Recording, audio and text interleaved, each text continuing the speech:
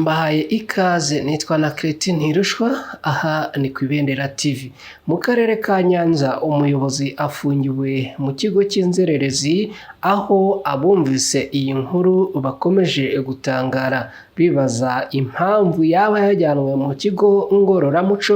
Niba umuntu mbere iyo kujyanwa mu kigo ngororamuco habaho kubanza kubitekerezaho, cyangwa niba ari ibintu bikorwa gutyo gusa abantu barakomeza kugenda babyibazaho. Reka mu kanya gato cyane nze turambure iyi nkuru turebe ibyayo, ariko kandi nkwibutsa gukora like, share na subscribe kuri channel yacu IBENDERA TV.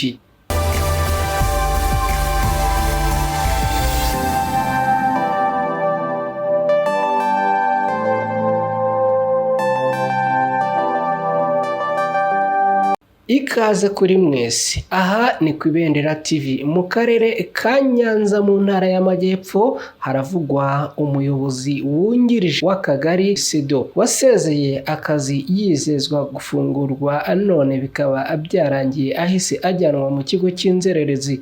Ibintu byakomeje gutungura no gutangaza abatari bake. Inkuru dukesha ikinyamakuru Umuseke ivuga ko umuyobozi wungirije w'akagari ka Gahunga mu murenge wa Nyagisozi mu karere ka Nyanza uzwi ku mazina ya Nshimyumuremyi Gerard yafashwe agafungwa, agasabwa gusezera ku kazi afunzwe, nyamara yamara kubikora agahita ajyanwa mu kigo ngororamuco, ubwo yagiye kugororwa. Amakuru Umuseke wamenye nuko ubwo mu kagari ka Gahunga hashyirwaga umuyoboro w'amashanyarazi hari insinga zasigaye zidakoreshejwe maze zigashyirwa mu biro by'akagari. Hashize iminsi izi nsinga ziri mu biro by'akagari, Sedo Gerard nawe bikekwa ko yaje kuzigurisha n'umuntu usanzwe ukora umwuga wo gusudira muri kariya gace, ngo baje kumufata uyu usudira, maze nawe avuga ko yazihawe na Sedo.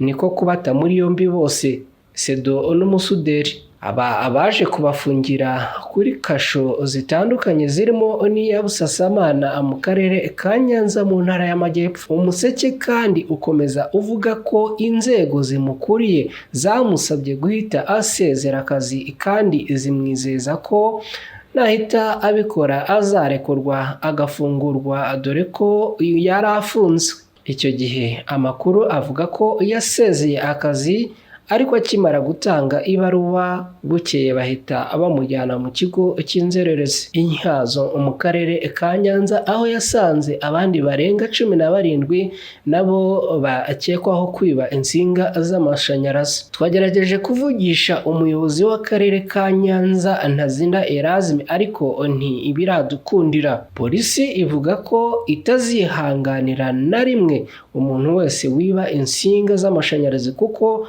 ari icyaha kandi ikaba yaragihagurukiye. Uretse abafunzwe mu karere ka Huye, Muhanga na Bugesera, haherutse kumvikana abarashwe bakekwaho kwiba insinga z'amashanyarazi, gusa polisi igatangaza ko babaga bashatse gutoroka cyangwa se kurwanya inzego z'umutekano. Kugeza ubu abantu barenga 100 mu gihugu hose barafunzwe bakekwaho kwiba insinga z'amashanyarazi.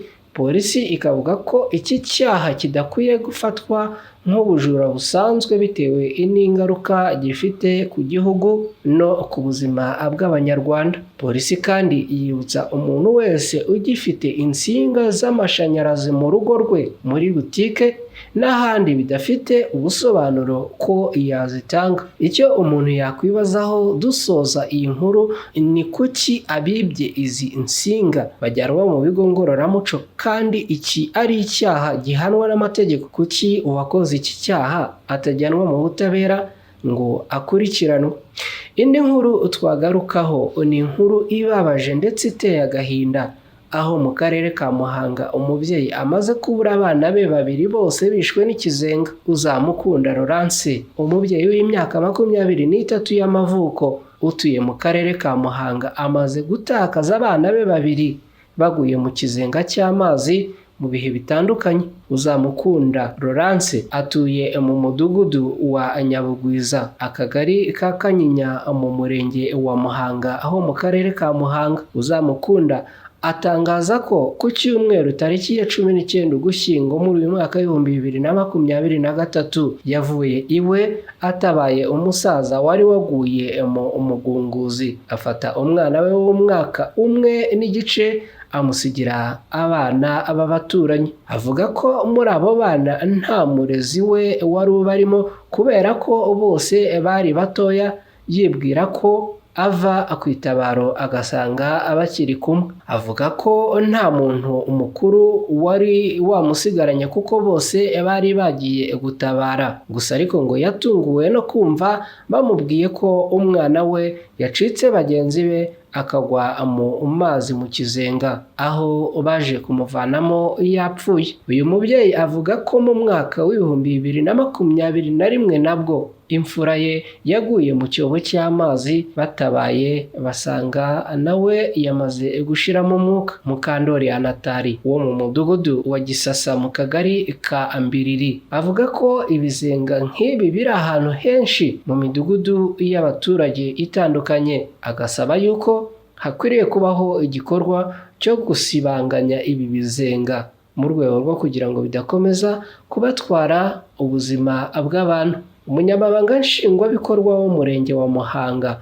Nteziyaremye Germain, avuga ko urupfu rw'uyu mwana rwaturutse ku burangare bw'uyu mubyeyi kuko bitumvikana kubona umwana w'umwaka umwe asigirwa abana bajya kungana imyaka nta muntu mukuru ubarimo akigendera. Uyu muyobozi agira ati umwana mukuru muri abo yari yamusigiye afite imyaka 6 kandi nawe yareraga murumuna we w'imyaka 2 y'amavuko. Nteziyaremye avuga ko bagiye gufatanya n'abagize inama y'igihugu y'abagore mu murenge kugira ngo bongere bibutse ababyeyi inshingano bamwe bamaze gutezukaho. Yavuze kandi ko bagiye kurebera hamwe ahari ibizenga nk'ibyo byatwara ubuzima bw'abantu kugira ngo bisibwe.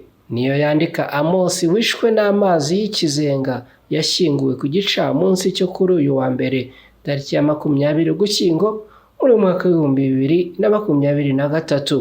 Reka twihanganishe uyu muryango. Ndabashimiye cyane. Aha ni ku Ibendera TV.